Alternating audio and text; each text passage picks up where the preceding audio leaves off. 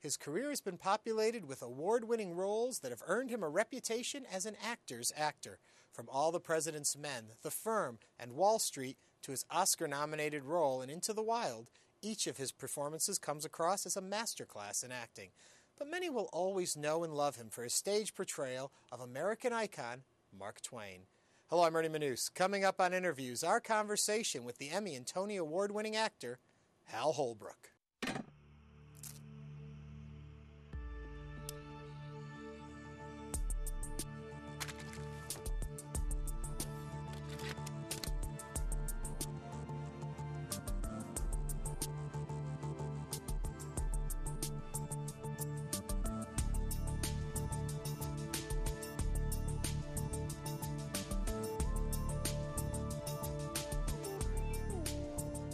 What do you think is the secret to being a good actor?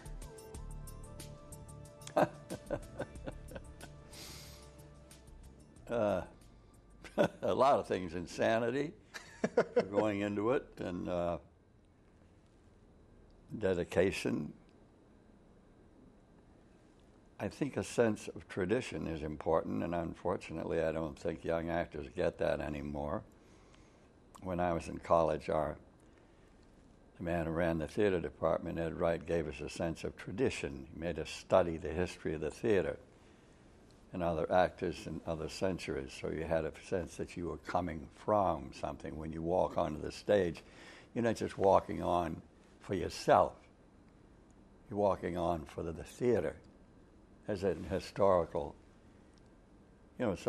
something with a history, instead of just out there doing it. I think being sensitive to all kinds of ideas, not locked into one channel of thought, is extremely important. You have to be able to listen to people to some extent, find out what they're like. Observation. I think scholarship is important. I think you have to, depends on what you're doing. Movies are one thing. They're just about people generally. But on the stage, you have an opportunity when you're doing Shakespeare or any of the classic type material to do a great deal of investigation, and you can draw from it tremendous wealth of sometimes unexpected information and impulses that help you when you're doing the role. When I did, the second time I did Shylock, I did it for the Shakespeare Theater in Washington, and with Michael Kahn, and he originally wanted to do it like in the 1930s, which doesn't make any sense. Nobody cuts somebody's heart out in the 1930s. You also have radio telephones that tell you your ships are going to be all right, so it doesn't make any sense at all to me.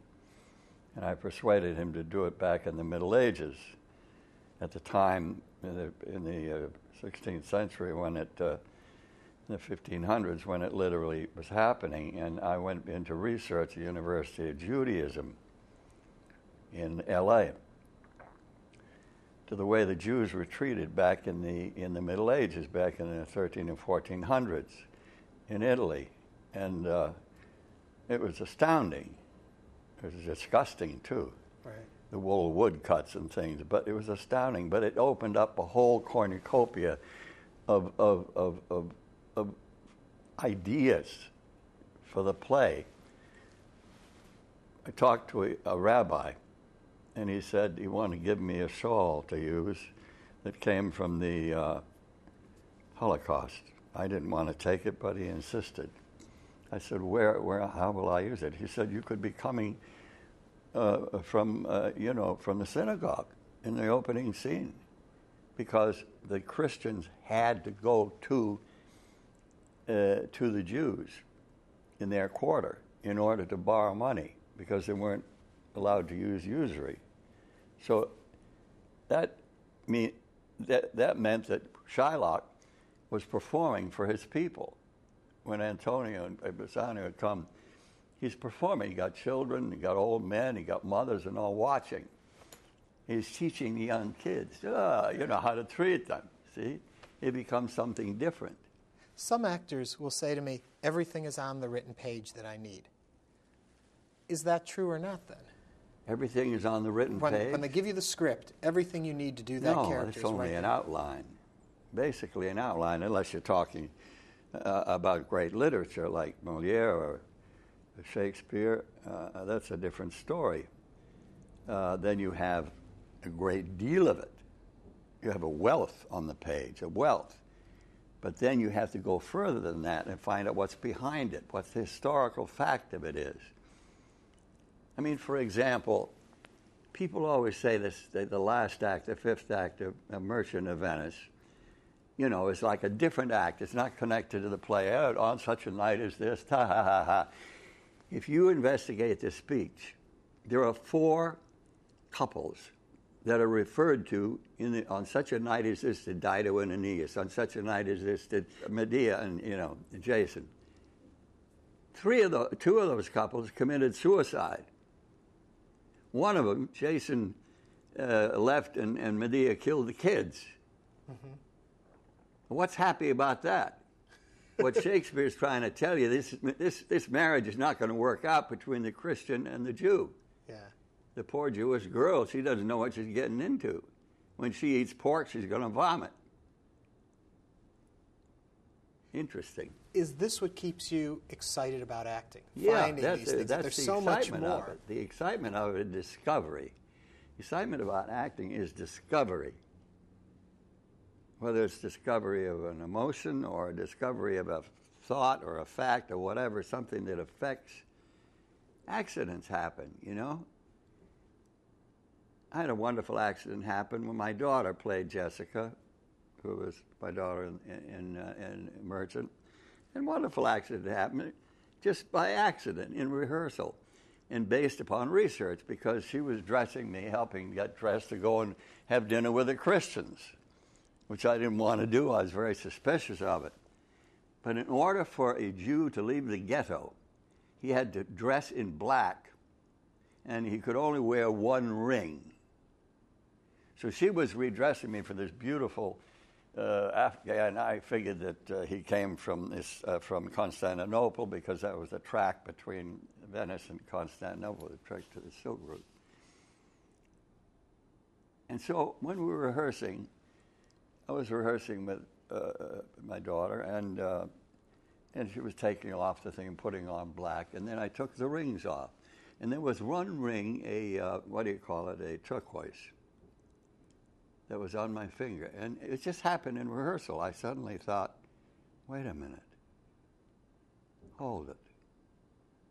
So I waited, and then I took the turquoise ring off very carefully and put it in her hand and went like this, that's all, and went like this. So the audience sees something special, and then I say, go in. And that is the turquoise that she's going to give away for a monkey. That is Leah, his dead wife's turquoise ring he's going to give away for a monkey. And that, when he hears that, that is the turning point in the play for Shylock, when he decides to kill. Does it matter if this is what Shakespeare intended? Well, of course it matters, but I think it is what Shakespeare intended. The problem today, see, what Shakespeare intended is avoided.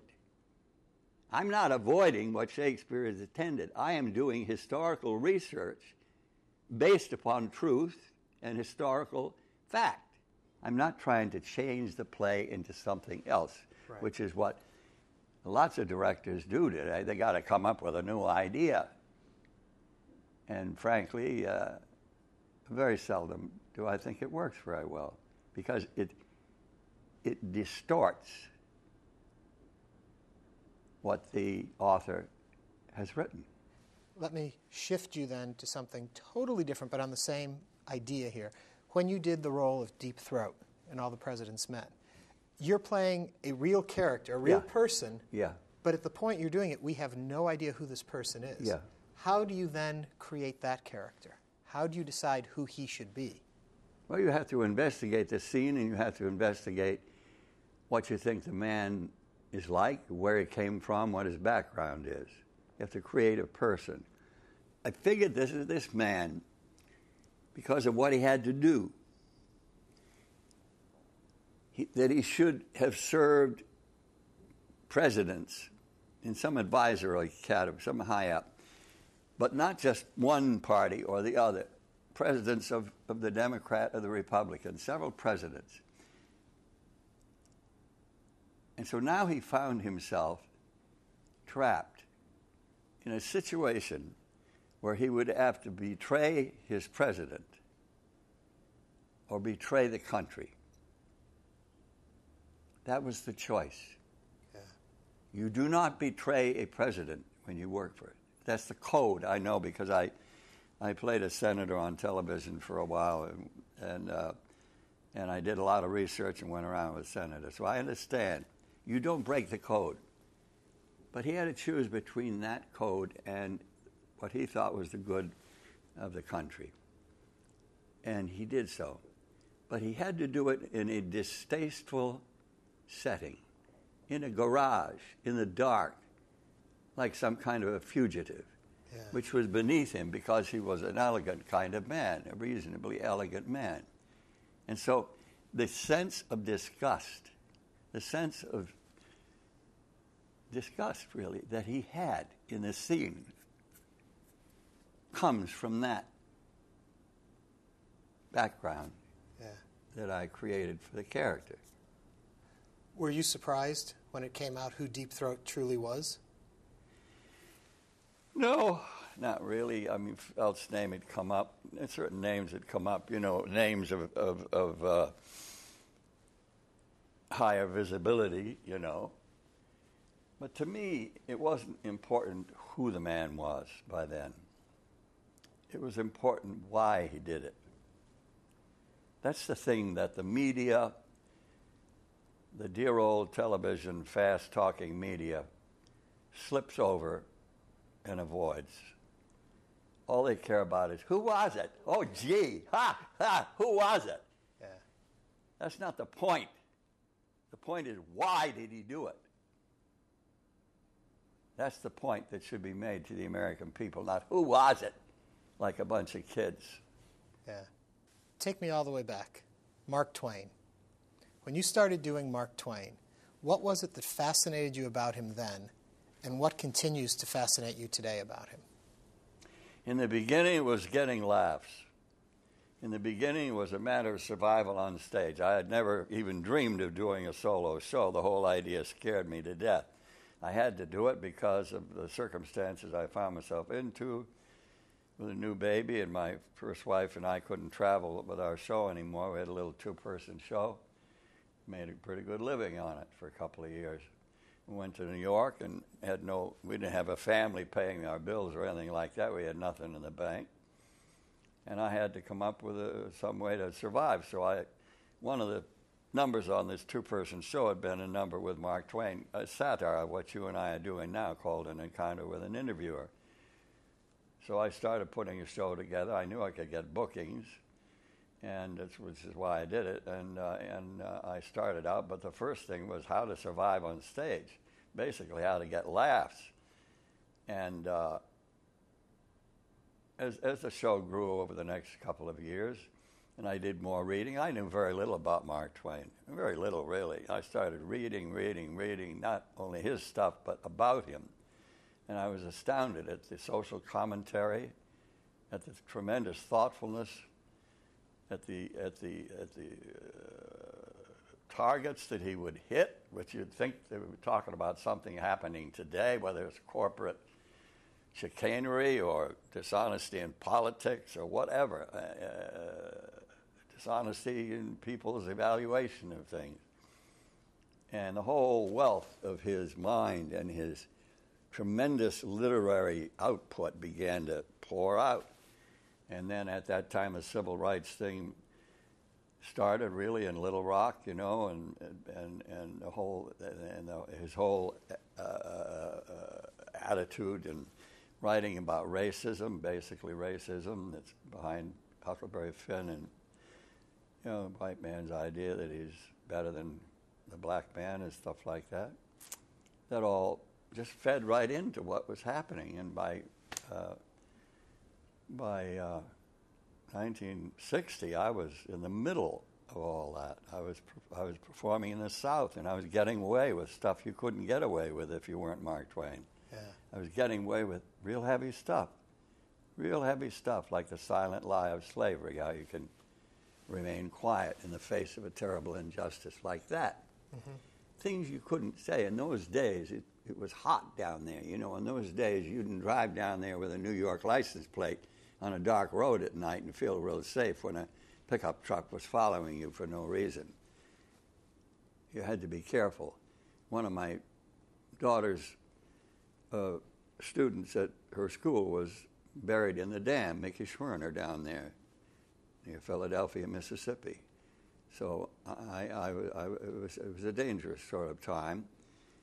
And anyway, all this fed into Twain and developed the Twain material, and so that while I started out looking for laughs, I still need the laughs, but I started out looking for meaningful material that have something to say to you and anyone else living this very moment. And the character has stayed relevant because I understand you have, every time you do the show, it's going to be slightly different. That there's a wealth of information material you have. It's always different. I have a lot of material. I was up there working on some this morning. A little line here and there. I have to stop smoking on stage now. Because, I mean, a cigar. I mean, it's so ridiculous to me because, you know, states are passing laws. I had to cancel a show at the Buell in Denver. Now I rebooked it because I'm going to have to stop actually smoking the cigar. I can use it. Oregon, Utah, they've passed laws against smoking. Well, there's some hypocrisy involved here because I'm in an auditorium, let's say at 2,000 or 1,800 or 1,500. I'm on a stage 20 feet away from the first row. Maybe I puff the cigar, I don't know, 20, 25, maybe 30 times in 2 hours.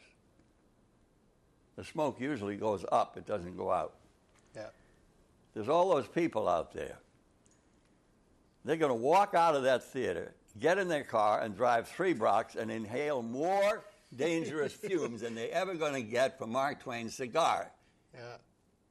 And yet, cut the smoke. And the smoking, with Twain, that cigar is as important and was important to him. He smoked like a chimney, as Winston Churchill. It was a symbol. Right.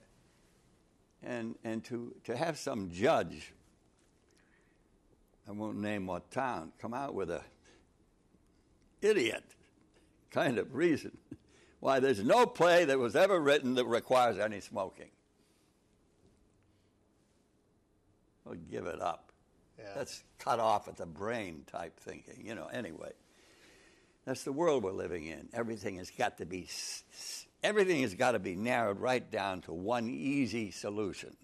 Forget the exceptions. That's the world we live in. We don't live in a thoughtful world. We live in a world that's headed straight toward stupid town. How do we fix that, though? You get mad about it and yell about it. Like me. Yeah. And you're doing it. So tell me this, then. Into the Wild. Total switch gears again. Did you ever imagine at this point in your career you would come across a role like this? Never.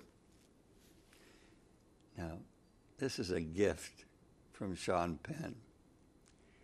This is a gift that Sean Penn gave me. It's very moving to me that he did this.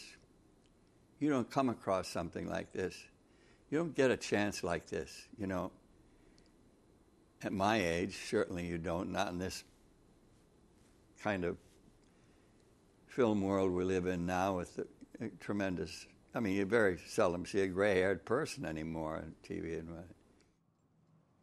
when I'm gone, I'm the end of the line. My family will be finished. what do you say? You let me adopt you. I could be, say, your grandfather.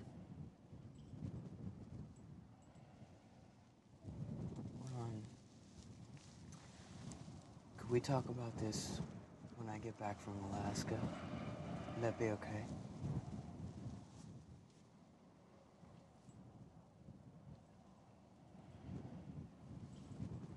Yeah. We can do that, yeah. You know, when Dixie Carter, my dear, wonderful, wonderful wife, and I met in 1980, we met on a film called The Killing of Randy Webster. And there was a young man in it. He had a little tiny part. He was a friend of our son, who was the one that was killed by the police. A young 20-year-old fella. And Dixie and I would watch him. He was very quiet and nonverbal. He looked down a lot. And we thought he was really talented. You could see the special talent. And so we took the time to tell him. Because when you're young, nobody tells you you're good. When you need the confidence, nobody tells you. So I like to tell an actor, if I see, I like to tell him he's good, or she. So we told him we thought he was very talented. You know, we just said some nice things to him. And he was very, you know. About a week after the film ends, I got a letter from this young man thanking us. Took the time to, and not only that, I was astonished. I never forgot that letter because I read it, and it was so beautifully written. It had such kind of a literary quality, and it didn't seem to match the image of the young man. Yeah. And it was Sean Penn. It was his first film, I think, one of them. And 27 years later. When he offered you the role, what did you think when you first looked at it? What did I think? Yeah.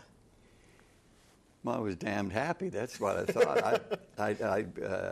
My agent called and said that Sean Penn had given him a script and wanted to meet me the next day in the bar at the Four Seasons in Beverly Hills. And so I stayed up late reading the script, and then the scene I was in was the end of the script. It was a long script. I was fascinated with the script and fascinated with the writing of the script, which Sean did. Yeah. The quality of the script, the written script, is so far above the quality of most movie scripts. It was that letter. And so the next day I went over there. I knew he was going to offer me a part because they don't do it that way, you know. They don't say, I want to talk to you, you know. Right. So I went over and we talked a little bit about our background, and then he said, so I'd like you to play this role. I said, well, I'd love to do it. He said, do you have anything standing in the way? It's going to be shot da-da-da-da-da. Whenever it was October, I said, if anything's standing in the way, I'll get rid of it.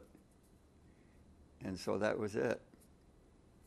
It's a beautiful, and I don't want to say understated performance, but real, a very gentle, real performance.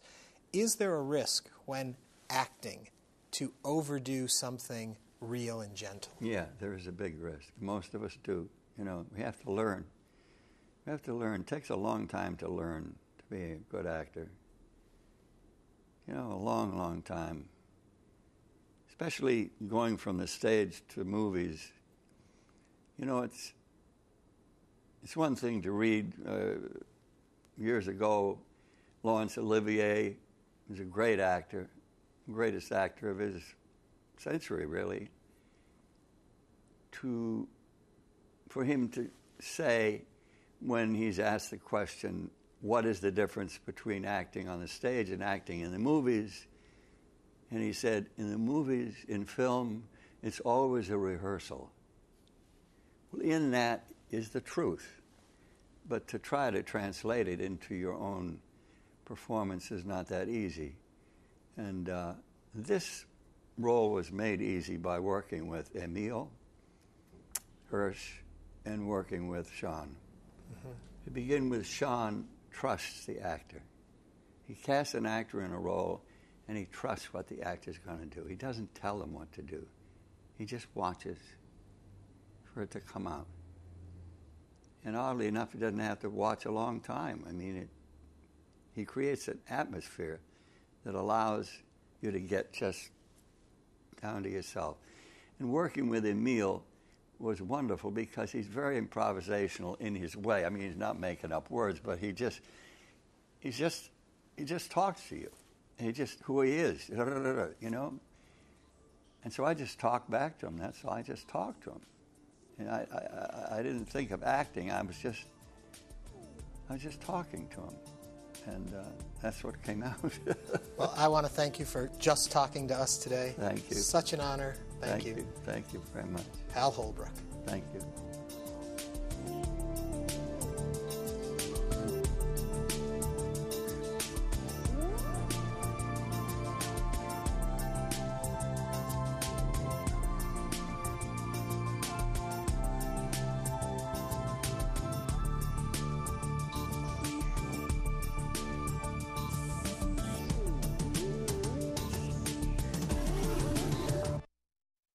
To order a DVD of this or any episode of Interviews, please visit HoustonPBS.org.